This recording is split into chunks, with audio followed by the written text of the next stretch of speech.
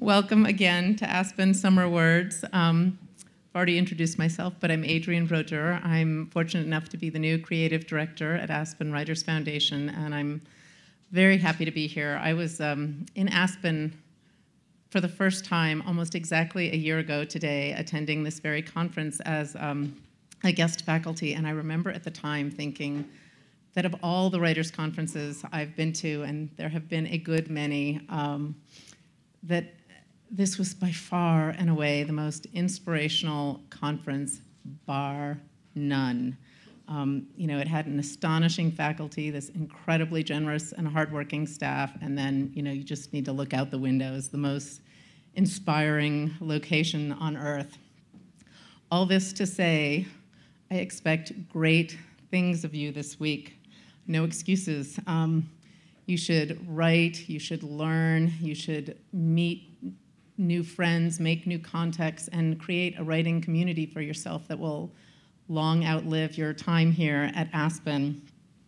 On the stage with me tonight, I've had to scratch out the 8 and 7 and 6 and so on. But I have some of the most talented writers in the country, and I would just like to thank them again, and let's give them a hand for being here. Thank you all.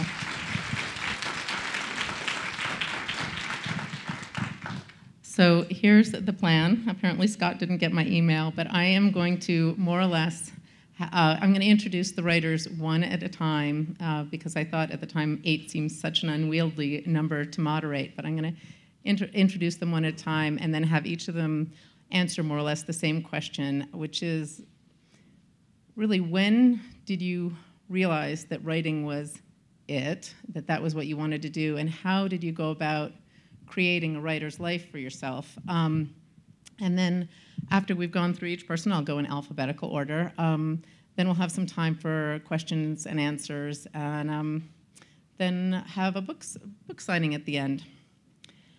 So the process of creating art is something I have thought a great deal about in my life, both as an editor, someone who helps others to write, and as a writer myself. And I truly believe that writing is good for the soul. You might disagree with me up here, I don't know. But I think it is fundamentally an act of empathy that if we're to cause readers to believe in the characters and the worlds that we create, we must believe in them too, and we must get close. And needless to say, this is not easy, and writing's not easy, and creating a life that sustains it is not easy to do.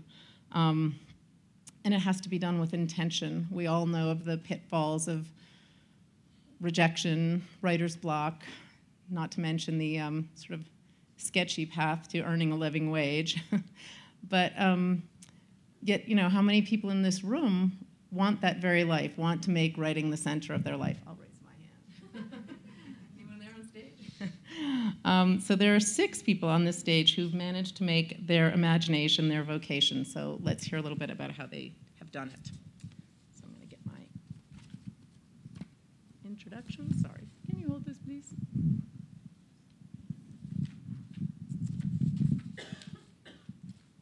Now I have to put on my glasses. Tom Barbash writes fiction and nonfiction and is the author of the novel The Last Good Chance and the nonfiction book On Top of the World.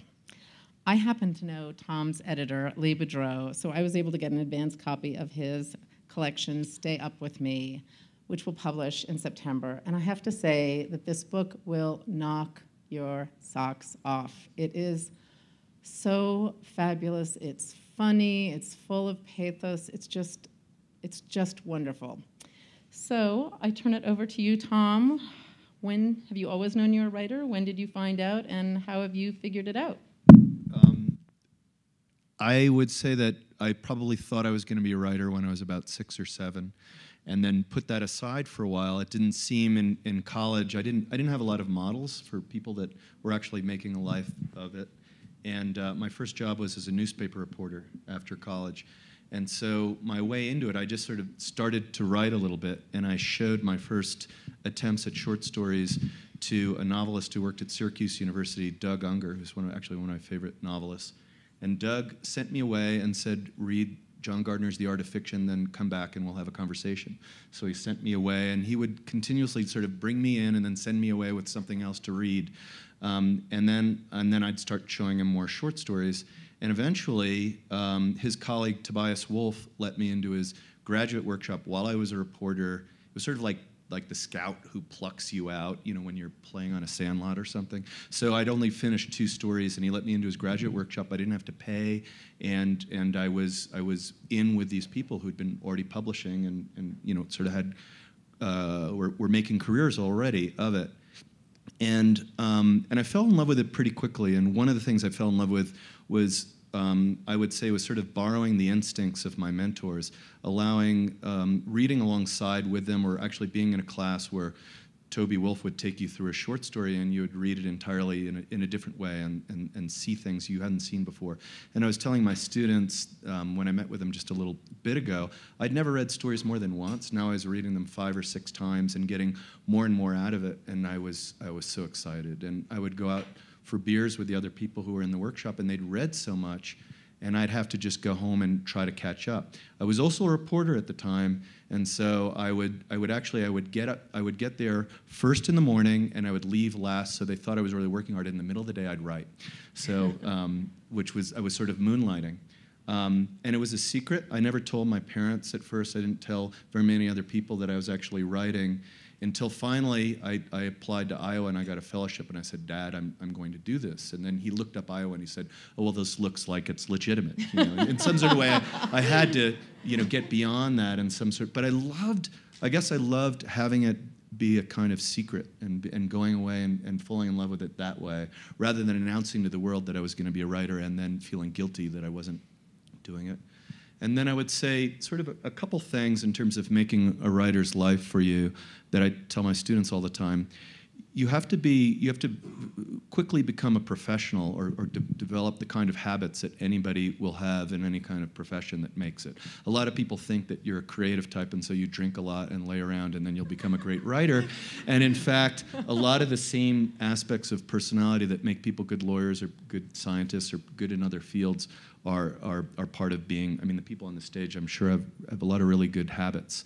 And so that was one aspect of it. But the other side of it is that I think for me and for some of the other, for people that when I talk to about it, I think it's important to romanticize the life. And what I mean by that is it's going to be a while before you get the kind of pay, that if you as you begin as a writer, that you would if you've achieved a similar level of expertise as an accountant or something else in another field.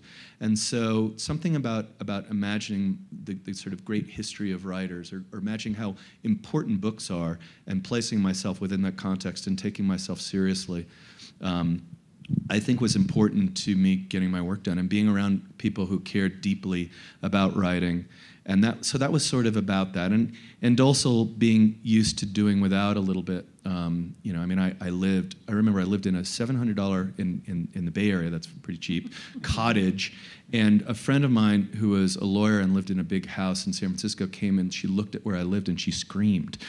She just, here, because whatever, I was 32 and living like a shut-in or something. But I mean, it was a little, I thought it was bohemian, But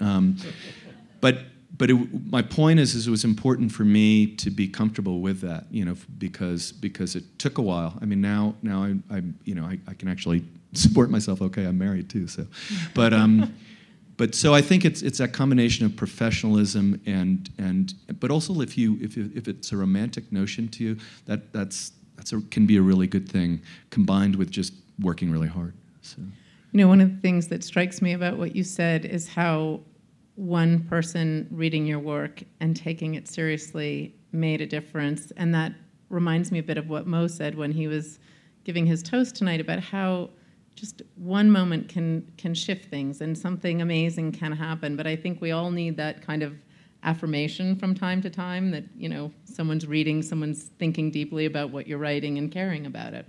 Yeah, and actually reading it thoroughly and catching small things.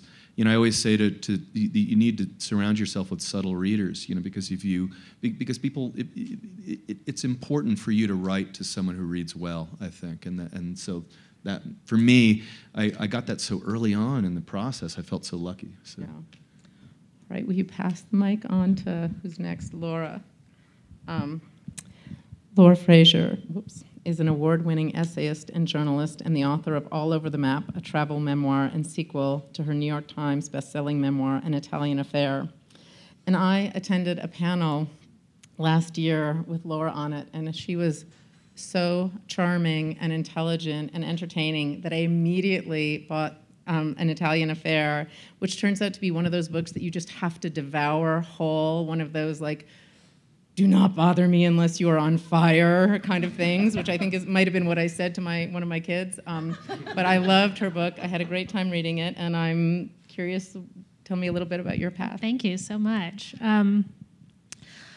I've always wanted to be a writer. It was like that or a princess on a white horse when I was little. And my mom had a friend who was a freelance writer, and I just thought that was so cool. She didn't have a boss, and she could write stories all day. So I was headed, very just focused from an early age that that's what I was going to do. And I went in the direction of journalism. You know, I was editor of the high school paper. I was editor of the college paper. I did not go to journalism school because a professor of mine says you know how to write a news story, so don't. So I was totally headed in this journalism direction. And I got an internship at Rolling Stone magazine in New York. And that was like Xeroxing for cokeheads. Which dissuaded me a little from New York and the magazine world. And so I went traveling for 6 months. And I ended up on a kibbutz in Israel working as a fisherman. And there was this woman on the kibbutz who had a PhD in sociology and was writing about sex roles on the kibbutzim, and yet she was working in the kitchen. And I thought, wow, that's kind of ironic. So I wrote a story about her for the Jerusalem Post, which, lo and behold, they published, which allowed me to travel for another, 2 months. So I was like, this is it. I'm everyone's taking notes because this is the very obvious trajectory. I'm do doing these three this. things and yeah. So I, from that point, was a freelance writer. I've never had a full-time job, and it was at the beginning all newspaper and magazine. My first book was very journalistic. It was a social history of women and weight in the United States and an expose of the diet industry. So it was really one of those hardcore journalistic books, which didn't make me $1 million because I didn't have that last chapter of how you can lose weight. So that was that. And then I had a really lucky break in that my husband left me. And I went to Italy to try to get over that. And I met this Italian or French professor in Italy who I had an affair with, and I wrote a little piece about it. And the other thing that happened was that because my husband left me, I decided, okay, I have two options. I live in San Francisco, and I had an apartment. I'm like, either I could get a roommate for that extra room, or it could be my office, and I could get an office outside my house, which is the harder thing to do. Plus, you have to live with a roommate after you've been married and had your own house and the whole deal. I'm like, I'm going with the roommate. And I'm getting an office outside the house because I need to see other human beings. And that was the best thing ever. I joined a group in San Francisco called the San Francisco Writers Grotto, of which Tom Barbash is a member. And I've been a part of that collective for about 15 years. And how does that help? It's marvelous. You don't have to be alone. You go to work, and there are other people there who can talk to you about writing, who will read your writing. In the case of my book, An Italian Affair, my good friend Ethan, who's at the Grotto, read this little piece I wrote in Salon about it, or a couple of pieces, and he's like, this could be a book. And I was like, whoa, I write journalism. I can't write anything personal. And he said, try it. And the fact that you have people in other offices who are writing books gives you courage to say, wow, maybe I could try that, or maybe I could do something. I could go beyond this very journalistic voice that I've always written with. So I really, really appreciate having a community of writers. And including this community of writers. I think it's, we have this idea that writers have to be these tortured souls who work by themselves. And I know for myself, yeah, writing, you have to do it by yourself, but then it's so great to have lunch with Tom Barbash, you know? So, and other people who will read your work and give you some feedback and say, hey, I know an editor at this magazine, or that's a great idea. And I find myself increasingly doing that with younger writers. This young woman had an idea that she wanted to pitch to some little magazine. I'm like, why don't you pitch that to the New York Times business section? It's a good story. And she's like, oh, I couldn't do that, you know? And I'm like, yes, you could, like, you know? And did you have a mentor yourself? I mean, you've talked about community, but I'm just curious if you had a mentor. Well, I'm really lucky. My uncle is William Zinsser, who wrote On Writing Well. And so he's been a really great mentor to me. And especially, you know, I'll go to see him in New York, and he says, I'll say things like, oh, I can't write another book because my agent says that it's not going to do as well as my last one. And he's like, that is the most idiotic thing I've ever heard. So you're just not going to write another book because it's not going to do as well as, like, that's idiotic. I think Liz Gilbert gave a whole TED talk on the idiocy of that thought. Yeah. And he says things like, you know, you're not writing for the publisher, you're not writing for the agent, you're writing for yourself. You have to write what you're passionate about, and that's always great advice to hear from people. So he's been a terrific mentor. That is a good uncle to have. Yeah. He's brilliant. Thank you. Let's pass it down to Paul. Paul Harding has taught at the Iowa Writers Workshop, Harvard University, and Grinnell College. He is the author of Tinkers, winner of the 2010 Pulitzer Prize for Fiction. And I'm sure all of you have read it, but Tinkers is a book that makes you think in the best way about identity and consciousness and time, and of course, death. And although I tend to be a catch and release kind of reader, I always pass my books along. Tinkers is one of those books that's going to stay on my shelf because I know I'm going to read it again and again and again. So I loved your book, and same question to you. Well, it must have been when I was 8, sitting on my father, William Faulkner's knee.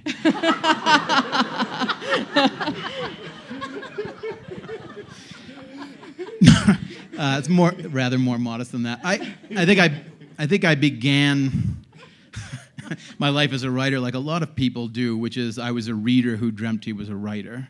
I took solace in books and all this sort of stuff for many years, and I just I was always an avid reader. Nothing made my brain feel better than being on literature, being on the books that I loved, and so I was always the writer in my family for many decades before I actually wrote, and I actually spent my 20s after college as a drummer in a rock band, touring around, so there wasn't much heavy reading or writing going on during those years. But in some 97 or 96 or 97, the band inevitably broke up somewhere in between Dallas and Houston, as rock bands do. And I was left with a little bit of time on my hands between well, it turned out to be the end of the band, but I thought it was in between tours and gigs, temping as a, I used to temp. I worked in bookstores, and I would temp by being a, janitor in biotech companies, sweeping up the floor, amongst the rabbits with the radios, kind of thing. And I had time off, and I was reading a novel by a Mexican novelist named Carlos Fuentes, a book called Terra Nostra. And I just remember in the middle of reading that book just thinking, this is what I want to do. This is what I want to do. You said earlier about sort of writing is good for the soul. I mean, I feel like writing is the embodiment of your soul. It's the way that you precipitate your soul into language, onto the page. And so I just sort of my reading sort of hit critical mass, and I just had to start answering back. I had to start answering Faulkner, Dad, and Proust and Emily Dickinson, and I'm sort of unabashedly New England transcendentalism was a very, very heavy influence because that's where I'm from, and so as I walked through the same landscape with my own existential despair, Emerson thought that too, and so I wrote execrably bad fiction. It was propaganda. It was just sort of like, look at how smart I am. It's the equivalent of doing cartwheels for your parents when they're bored. Like, sit down, watch the tricks. And just and then I instantly signed up for a writing class at Skidmore College. They have the New York Summer State Writers Institute or something like that. And just by luck of the draw, my first teacher in the first creative writing class I ever took was Marilyn Robinson. And within 10 minutes of her walking into the room, I just said, that's the life. That's the life of the mind, the soul, the intellect, the aesthetics, everything that I want for myself. So I found out that she taught at the University of Iowa, and I was like, state school, I can do that, no problem. And in my ignorance, I applied, and by the grace of whatever, I got in and was able to sort of have my I apprenticed myself to her. She rejects. You were a stalker.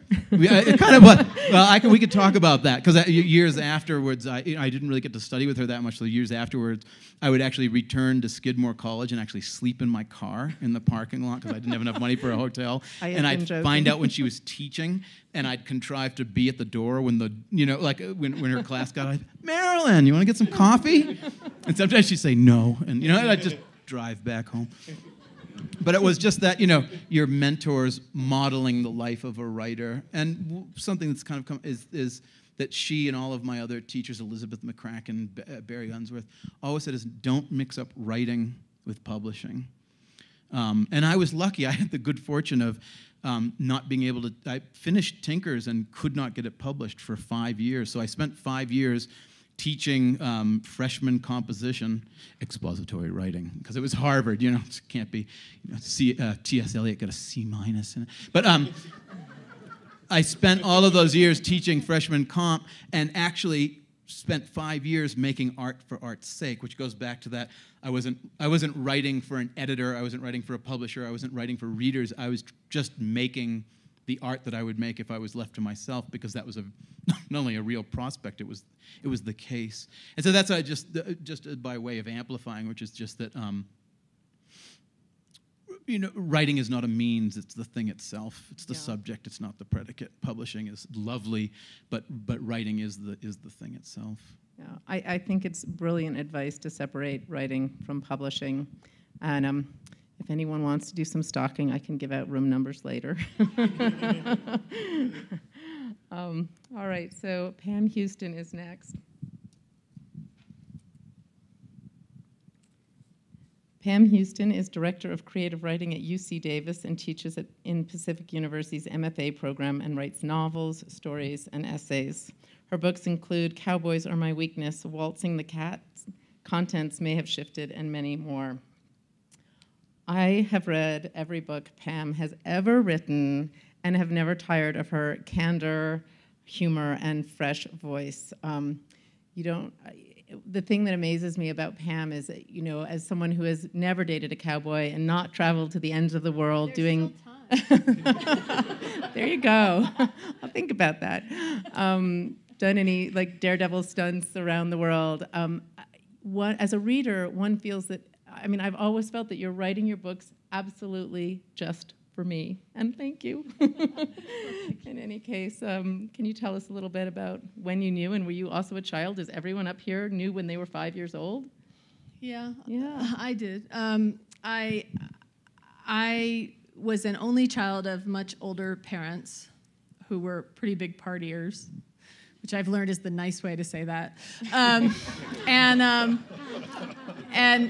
so I had this fantastic babysitter named Martha Washington. That was really her name. And she taught me to read when I was 2.5. And by giving me nickels and dimes to read cereal boxes and milk cartons. And Martha was the great gift. She was my guardian angel. She taught me how to do everything. She taught me how to swim. She taught me how to drive. She taught me how to dive. She taught me how to ride horses. But most of all, she taught me to read really young. And I was alone a lot, and I was telling stories and reading. So for me, writing was like breathing, sleeping, eating from memory,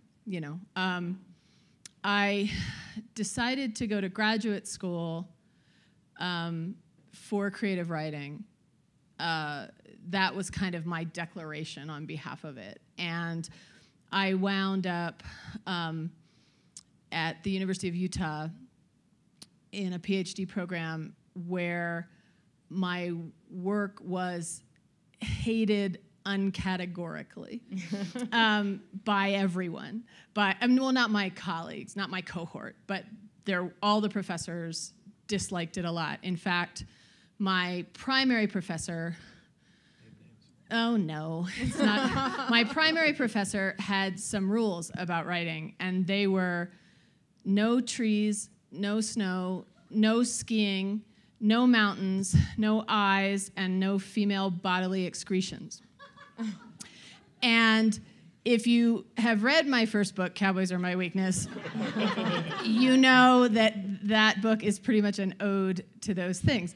But like every cloud, this cloud had a silver lining, and I'm going to tell you the story because it's a happy writers conference story.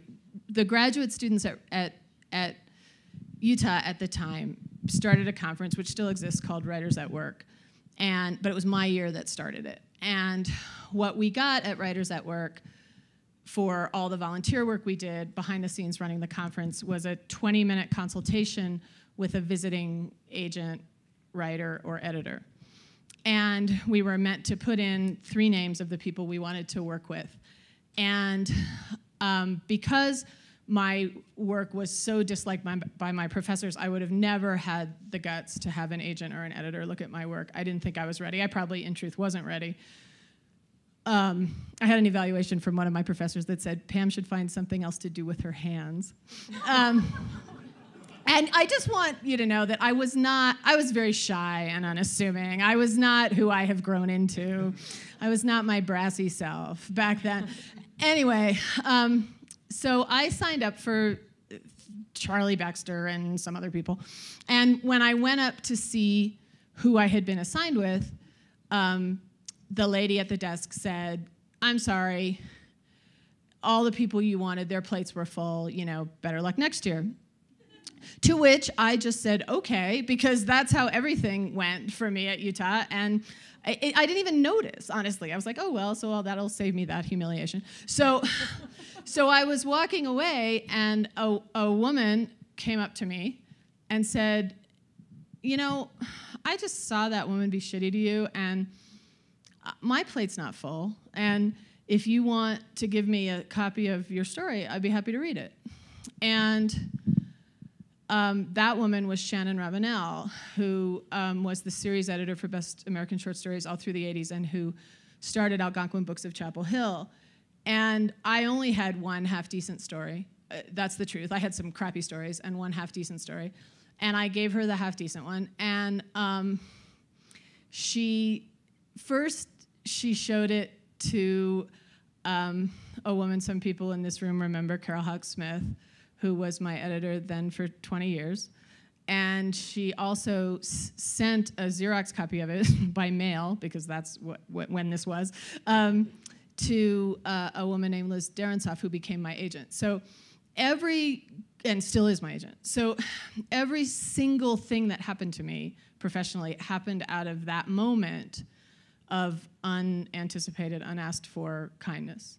And she had no reason to think I was good. No reason at all. She was just doing a nice thing. And I think really it was in that moment I became a writer. That was the moment I thought, okay, well, if I'm going to be taken seriously this way, I better take myself seriously. And I quit my PhD program with 2 months to go. That's another story I won't tell. But and I walked away, and I said, I'd rather be a writer than be with you, academic. And so then I took the leap. I became a writer, and I was no longer getting a PhD in case things didn't work out. I committed fully. Since then, just 2 more really brief things. Since then, one of the ways I kept myself writing as a grown-up is I bought a ranch that I couldn't afford. And this is true. I bought a 120-acre ranch, believe it or not, in that town that Mo was describing as the most god-awful place the most lovely place with no movie theater. That I live there too, so it's really lovely to be here with Mo, who used to be my neighbor. But I bought a ranch so that I would have to keep writing books. And I had balloon mortgage payments every 5 years, and I have pretty much written a book every 5 years. And then just one final thing that I was just asked in an interview, what would I have told myself of 20 years ago if I could tell her something about the writing life? And I had never been asked that question before. I guess you have to be a certain age to be asked that question.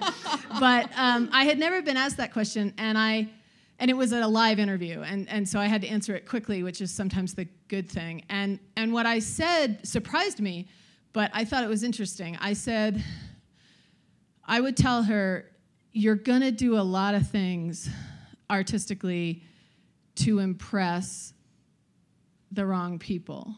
You're going to try a lot of things because you think you should, or you think you have to, or you're trying to be cool, or you're trying to be something. But all of those attempts, be they failed or successes or limited successes, they all become part of who you eventually are as a writer. So you should give yourself a break about that. So that's just a thought I had recently that felt like a 50-year-old thought. So I thought I would share it. It was a great answer. And what a great writing workshop story. That was really inspiring. Thank you. So Scott, you're next. Scott Lasser teaches creative writing at Colorado Mountain College and is the author of 4 novels, Battle Creek, All I Could Get, The Year That Follows, and Say Nice Things About Detroit. And I met Scott at this conference last year, and I totally thought I had him pegged as this kind of Norman Mailer-esque tough guy, fiction writer. You know, he drinks scotch, and he's athletic, and he is uber confident. In one word, astonished. I was astonished at the beauty of his novels. You will fall in love with his characters, and he will likely kill them. And if you are like me, you will be a wreck. And I actually cried once on the #1 train. Luckily, it was New York, so no one really cared. But at least I know that Scott did not start writing at 5. He had a lucrative other career in the finance world, and what about it? Good decision? Bad decision? Not all that lucrative. I guess what I'd say is don't do it the way I did it, because if I had to do over again, I'd do pretty much everything differently. But yeah, I was a pretty good student growing up, but I could, except in English, I could never get it. And I was telling my students today, I think my SAT scores were like 250 points apart, and math was higher, and I just tried never to take an English class.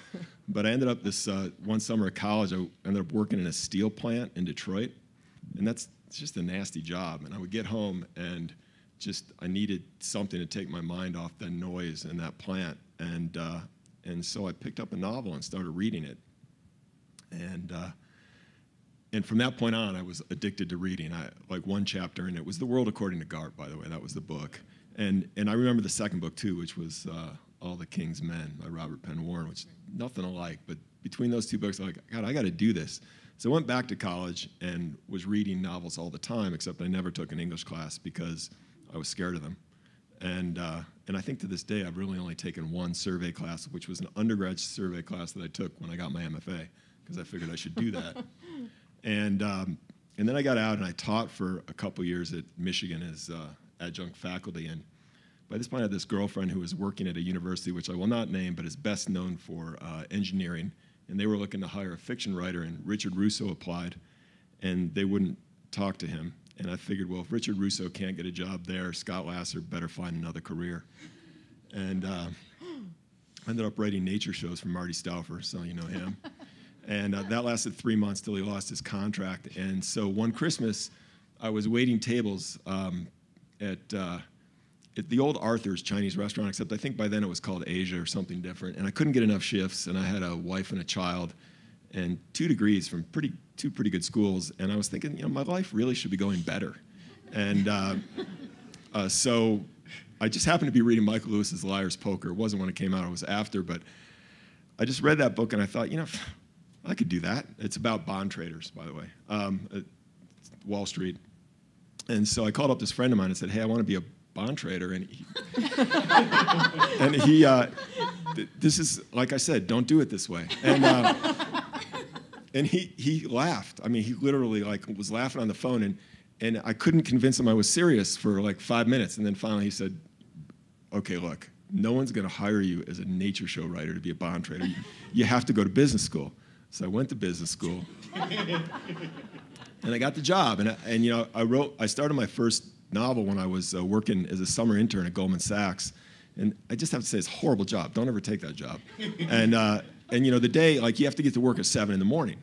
And then you work all day doing all sorts of crazy stuff. And then when the day ends, 6 or something, then they make you go out to dinner with them because they know that after 6 is when all the other firms recruit you and take you out to dinner. And they never wanted that to happen. Literally every night of the week, you're out until midnight. And then you got to be back at 7. And so I would get up at 4 and write till 5:15, go for a quick run and get myself to work. And you just don't want to have to live like that. It's horrible. But that's actually how I started my first novel, which is a baseball novel. And this was the summer of '94, which you baseball fans know there was no World Series that year. And I kept hearing how baseball was dead. And my father was a coach. And I was thinking, oh, his team's playing 80 games this year. So that started the first one. I worked on that in the Metro North train, finished that, put it in a drawer. And because I didn't know anybody or how to sell it. And some weird things happened, which I won't go into here. And I got that published, wrote another one, and never looked back. Am I supposed to say anything else? No. I should also say that that whole finance thing, it's bad. I wish I admire someone who's never had a day job. That's what I want. Because I've had one almost my whole writing career, except the last 2 years, and I've been way happier the last 2 years. Good to know. So down to David. Hey, David. David Lipsky teaches creative writing at NYU. His fiction and nonfiction has appeared in The New Yorker, Harper's Magazine, The Best American Short Stories, The Best American Magazine Writing, The New York Times, and many other publications. His last book, Although, of Course, You End Up Becoming Yourself, A Road Trip with David Foster Wallace, was a New York Times bestseller and an absolutely brilliant look into David Foster Wallace's fascinating mind. Were you also a mere child when you knew, or? Yeah, I what happened was I was in 3rd grade, and we had a story hour where you'd write a story on Thursday, and then on Friday our teacher would pick the ones that she liked the most, and you'd get to read them out loud. And the class seemed to really like the people who read funny stories, and so the first story I wrote was not great, and then I watched my classmates, probably some of the way you feel watching us up here right now, saying cool things, and people applaud, and I thought, okay, I have to do that. So I started working a great deal kind of from that age at writing. But I wanted to say something about what Pam said before, which was you were saying that buying a house ended up being a really good way to write. You always try to piece together, I think, as I'm sure a lot of you guys out here have, how to become a writer, just because I think with a lot of other fields, there's a much clearer sort of either real apprenticeship system or a casual one, whereas we're kind of trying to figure out from various clues, right? It's like you're hearing stories about some TV show that never airs, right? Okay, the characters did this, they did that. Tim O'Brien, who won the Pulitzer, I think, for Things They Carried, he wrote this great essay about the biggest mistake he made, which was after his first book came out, he bought a house. And he said that, because he kept thinking he'd publish books very quickly and he would always have money. And he said he spent the next 15 years just desperate to make payments. And it was, yeah. That was the good news. Maybe you had a better broker or a better realtor or something. Maybe it's picking your realtor. But while everyone was talking, I had the misfortune of, when your name is Lipsky, you think, another book I did had to do with following the people at West Point, and I learned a great thing, which actually is not good advice for writing, but it's great advice for everything else. if you're trying to just kind of get through life without terrible things happening, one of the officers said to me, said, look, you don't want to volunteer, so you don't want to be in front of the thing, right? And so everyone who thinks they're clever, they hide in the back. But the clever people who are trying to grab you, they think, okay, get the guys in the back. He said, no, no, no. What you have to do is you kind of have to hide in the middle. And so when your last name is Lipsky, you think, okay, I'll be in the middle. You don't think you'll be going cleanup. But there is one very nice thing about coming at the end, which is that you can kind of notice what everyone's been saying. And what I kept thinking about before I tell a story about how I became a writer was I kept thinking about that Joyce quote from the end of I actually find Joyce hard to read, but this is sort of he said that the key thing you have to have, or what Stephen Dedalus wants to have it into that book, is you need silence, cunning, and exile. And I'm not sure how happy Stephen Dedalus seems in Ulysses, but that's great advice for how to become a writer, really. I was thinking about that John Barth. I don't know if you guys have read Lost in the Funhouse, if people still read that great story. But I think that's Barth's best book, and the way that he wrote that book, the reason he wrote it was that it's actually very similar to what I was talking about being in third grade. He just kept noticing all these anthologies, in the courses that he taught, and because he wrote long novels, he couldn't be in them. So he just wanted to write a book of short stories so he could get into the anthologies. And similarly, when I was coming up, when I went to Bennington College first because I thought that'd be a really good place to start as a writer. I'd heard about that as being a school where there were no grades and no assignments, and my first day there, my roommate, who was a very charming guy from his father had been in the Iranian government and had stolen a bunch of money in the mid-'70s. So he had come and gone to Choate before he came to Bennington, and so he was very upset that I hadn't brought any wall decorations to our room. And he kept saying, "Look, my side, I can." His voice is a compound of like Iran, Paris, and Choate.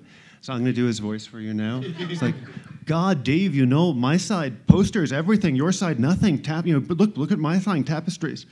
So we were at lunch our first day. You know, we were having a great time, and he was like, he was very charismatic, and I wasn't a terribly charismatic young man. So I was thinking, I'm going to learn a lot. This is going to be great. This is the best choice I've made. And then we were walking back from lunch, and you know, you're looking for things to talk about, and you want college to be fun. And I saw these fire trucks just racing down the main road at Bennington. And we're like, it's sort of like fireworks, a little bit like sort of domestic first responder fireworks. Let's check it out. Our house, beginning the story, I should say that our house was Bingham House. So we're walking along, and we see someone walking towards us, and we said, "Hey, what house did the fire guys go to?" And the guy says, "Bingham House." And so we kept walking. That was kind of fun. And then we got closer, and we said, "Hey, what room burned down?" And the guy said, "Hey, what room were you guys in?" And we said, 210. And he pulled this little frown face and said, "Uh-oh." And my roommate had burned our room down. And so for the rest of the year, anytime it was sort of like being president if you had a clumsy experience. Anytime either of us, and of course this mattered more because anytime I went into a room, people would sing the Talking Heads song "Burning Down the House." So I didn't really want to stay at Bennington after that. And this is kind of what I mean about the cunning part and the silence part. The exile part is this. Basically, being a writer, you have a sense about something you want to do before you know how to do it, really. It's a weird field. And so you feel cut off from the thing you want to get to. And the silence and the cunning part come into kind of reforming the exile and getting to the place that you want to go.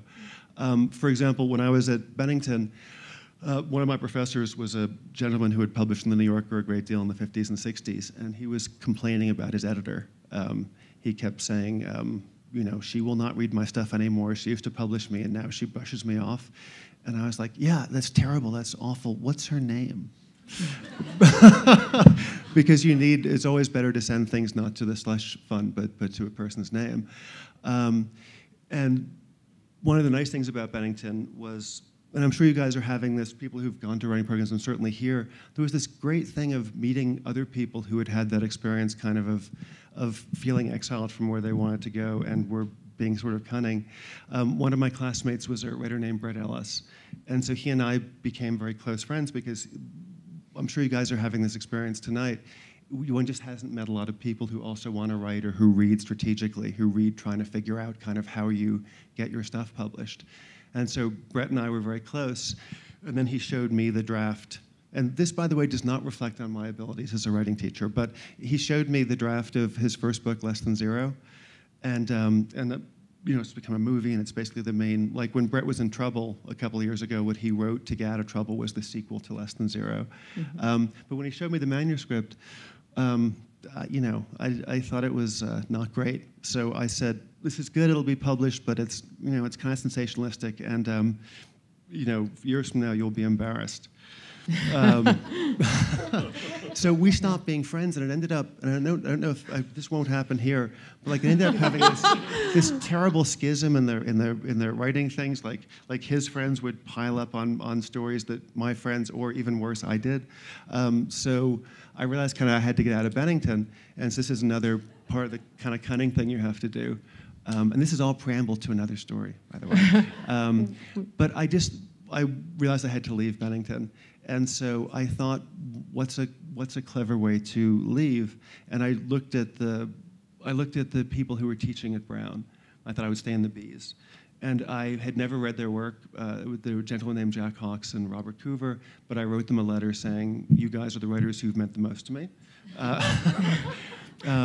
Second thing about silence and cunning, I also thought that I knew my writing wasn't good enough at that point, and what I would have to do was not split time between doing academic stuff and then coming home and finding time to write. That what I should probably do for the rest of the term is just kind of blow my classes off and just write something good enough so that they would bring me into school. So I wrote something, sent it, and about 2 or 3 weeks later they said, your grades aren't that good, but we'll bring you in. So you can start. You'll hear from the admissions people, but you can start next year. And so the admissions people called, and I was really excited. And this is where cunning doesn't work, sort of. They said, you applied too late, so you're going to have to wait till junior year. And I just kept imagining another year of hearing David Byrne songs every time I went into a room. So I just said, kind of without thinking, no, I could never do that. And they said, okay, come next year. That's fine. So you don't want to kind of overthink things. But when I went to Brown, I turned in my first story. They brought me in. It was very exciting. And I've been trying to study kind of what sort of things appeared in the New Yorker, what kinds of things my old professor at Bennington, what their magazine published. So I wrote a story that was very much like that about me and my friends. And the class kind of hated it. I'd never had that experience before, and I've been looking forward to Brown and everyone liking me and stuff like that. And I think this will happen probably to everyone in workshop, unless you're lucky. Did everyone here have any sort of terrible workshop experience? Oh, we don't want to talk terrible experiences. Okay, here's how. Okay, I want to have a few minutes left for Q&A when we're... Sure. Okay. But I got my story back, and from the professors, the first 2 things were like awful, terrible, all in red ink everywhere, miserable, sophomoric, puerile. Second page, there was nothing. Third page, there was nothing. I thought I was winning him over. And then the fourth page said in a little hand in the upper corner, how can the adult reader bear this? But it was because of that, actually, because of him doing that I thought I would have to write something that was much more personal and much more direct as my next piece. And that was the piece that I then sent to the editor, who my professor at Bennington had named as not liking, and that was the first stuff that I published. So that's my story. Thank you. Thank you, all of you, for sharing these stories. And I'm sure some of you have questions. So if you want to raise your hands, we have these fabulous people in the corners waiting to hand you a mic. Any questions about creating the writer's life? You know it all? No? Well, thank you all so... where? It just takes a little while. Okay.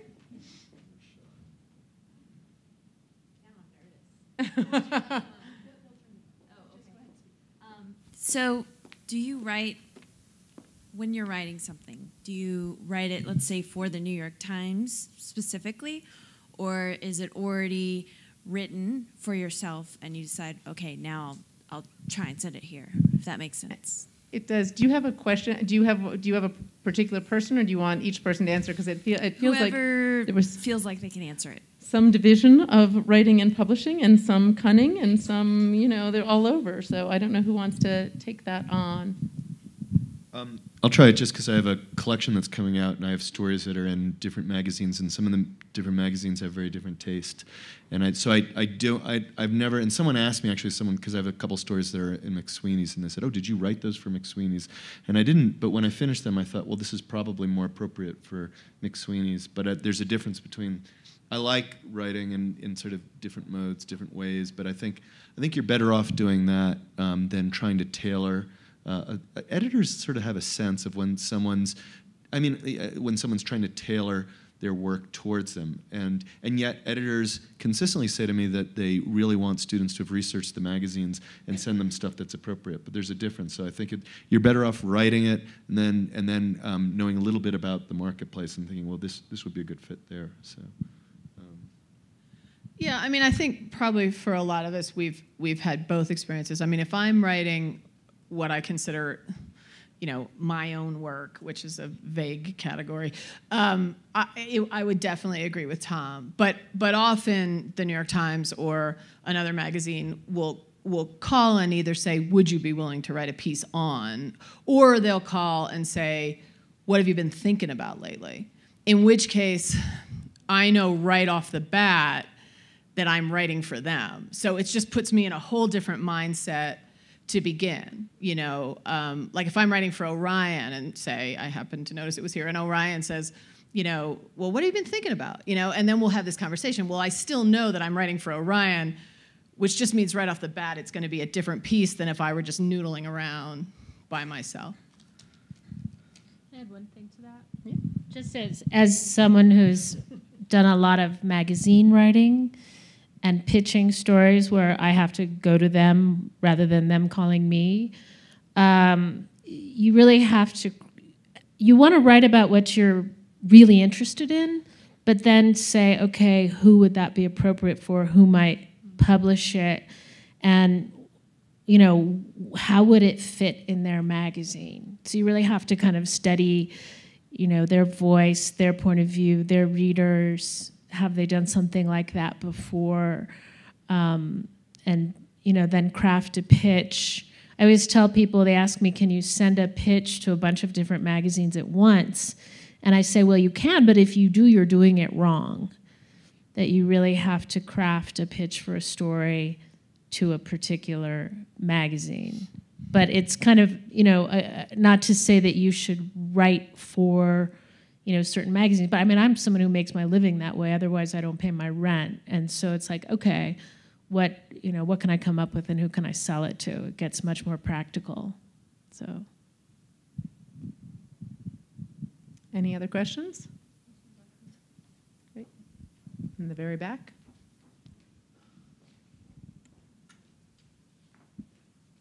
I was wondering how to phrase the question, and maybe it shouldn't be answered by the writer, but I read Tinker's and I thought, God, no one writes like this, and I was wondering how could anyone suggest this for a literary festival? This work doesn't have quotation marks where the people are speaking, and the paragraphs go, there might be just 2 sentences for a paragraph. So here's the question. Paul, I guess it's for you. I was going to say, I'm going to let Tom handle this one. I'm going to let Tom take this one. Here's the question. It took years to write the thing, and it was rejected for years. And the question is, when you pitched this to an agent, did you say, when you read it, you'll know? This is great, and you'll just know when you read it. I can't explain why it should be printed, but you'll know. What was how did you present this to the person who finally got it? Well, as you're asking me that, I'm realizing that's probably why I couldn't get it published, because I didn't pitch it. I just sent it to people and said, I hope you like it, because I mean that's the problem with I mean that's one of the I've often joked about, like, what would the elevator pitch for Tinkers be? Oh, it's just like this old guy and he's really depressed and he's gonna die and he's kind of freaking out, and then he dies. I mean, but that, I mean, that there is that, you have to be persistent. You have to find the one person who sort of reads it and likes it, because it's just my very stipulated anecdote, my own experience, which is I've just never had to pitch anything. I just got lucky, and Tinkers was published by the NYU School of Medicine. So there, you know what I mean? That's, it ended up being sort of that modest and that obscure precisely because of, I think, but one of the hallmarks that I feel like, one of the hallmarks of good writing is that it can't be paraphrased. So I'm always, my next novel is about a guy whose only child dies and he gets really depressed and he might kill himself and he might not. How's that for a plot? Do you want to make that into a movie? You can just make the check out to, it doesn't, they don't pitch well. They don't pitch well. And I mean, this just goes back to, the same thing. I mean, every time I've had to, I've been approached by magazines and newspapers to sort of write it with a more kind of editorial sort of, a symbiosis between my writing and some sort of editorial agenda. And the one, I tried, just the one anecdote I'll tell is when Levon Helm died. He was the drummer for a band called The Band. And somebody from the New York Times said, oh, well, you were a drummer, you're a writer, why don't you write something about him? So I wrote something, and they said, oh, it's too drummy. And I said, no, okay, I get it. No, because really, no, he was a fantastic drummer, but actually drums were like his 8th instrument. And so I said, well, what it is that he can precipitate, he's an artist, so he can kind of precipitate his soul through kind of any instrument. So I kind of did this more. He's like, it's too insider trading, it's too muso, it's like shop talk among musicians. So I said, okay, I think I get you this time. I went and I did it the 3rd time, and they said, well, this reads like every other generic encomium that's coming out of you read it and you write it and I'll sign it. But this is not to say. This is not to say. I'm kind of being flip about it, but I don't mean to sound high-handed. I do not have the talent to do that. This is another thing. Is I don't have the talent to write magazine articles. I can't. That's why I write like involuted, no quotation mark, birch bark metaphysics, weird, bucolic, novels, because that's what I can write. I can't write heavily plotted this or that action thrillers. I can't write screenplays. I can't, so I play to my strength. And I think that's another thing too, is, the kind of books that you write might not always look exactly like the kind of books that you like to read. You want to write the kind of, stories that you like, but you just have to have faith that, your own voice will come out, and you may or may not get it published. It may or may not take a long time to get it published. Did I answer the question? What was the question? I thought it was a great answer. I thought it was a great answer. I think we have time for just one more question. So whoever gets to Julie, Jamie are in a race. Thank you. Okay, I'm really not sure how to ask this, and so it's kind of open-ended, however you want to take it. But when we talk about like creating lives around anything we do, and we're at a writing conference, so it's around writing, but there's always this talk, or this word balance that gets thrown around. And I guess, I'd like to hear about times when it wasn't the balance that made it work for you, but times of imbalance that sort of pushed your work out of you. I'll just leave it at that. It's kind of vague, but I wouldn't want to speak for anyone except myself, but my life is extremely imbalanced, and actually balance has never been anything I have strived for. And I think it would probably be really bad for the art.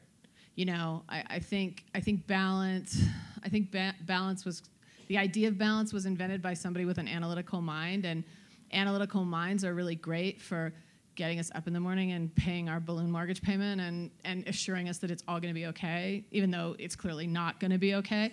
And, I'm always trying to access my very most imbalanced self as a writer. And I call it my screaming brain. And I want to write from the screaming brain. I want to write from the brain that just, loves the world so desperately and knows I'm going to die and we're all going to die and everybody I love is going to die. That's who wants to be the writer.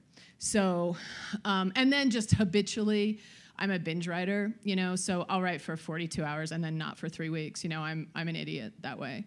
So balance would be sort of like the last virtue on my list of virtue, like the tiniest, minuscule 0.001% balance. I love the idea of trying to access the screaming brain if you wake up one morning imbalanced. Like, oh, shit. That's right. Oh, no. What do I do now? I feel too balanced. All right, I think that's about... Oh, do you have an answer? Go for it. Come on. I was going to quickly argue in favor of balance, and just because I think I moved to California and I had this fellowship and I wasn't eating well. I wasn't doing any kind of exercise. I was just writing and reading, and I didn't have much social life. I was sort of imbalanced, and it wasn't really. My work was a lot better when I created a kind of balance and got into a sort of healthier habits. I felt like it was more sustainable. What I will say is, in order to access my screaming brain, which I love, but I like to get away and to sort of seal myself into a place, where I can get away for like a week or 2 weeks. Writers' colonies are great, and really create a kind of hermetically sealed world where I can be a little nuts, in there, and I can write at all hours of the day, and I love being in that kind of obsessive state, and like Pam said, then I go on these crazy binges, and I think I get some really interesting stuff from doing that. So that's an argument for balance and craziness at the same time. So. I'm just going to add a totally different perspective, which is I think it's really important to get up in the morning and go to work and not sort of wait for a moment of like angst or creativity or Tom and Pam have long years of habit of writing, but I just think for people who are more beginner writers, it's just so important that it becomes this sort of day-to-day thing that you do and not something kind of crazy and exotic. But like I get up in the morning and I go to work, and I work every day, and that it seems really boring. That said, I think some of the one of the great things about being a writer is the worse stuff happens to you, the better it is for your writing. Like I had a friend who went to prison. I was like, awesome, it's a memoir. My husband asked me, I was like, yes. So that's a good thing. Okay. On that note, well, I think one of the single best tips I can give any aspiring writers is to become voracious readers. And to that end, we have our book table out front in our bookstore, and I hope you will all, these writers are going to be out there signing their books, and I hope you will stop by and buy some of them and enjoy their work. Thank you so much, everyone, for coming.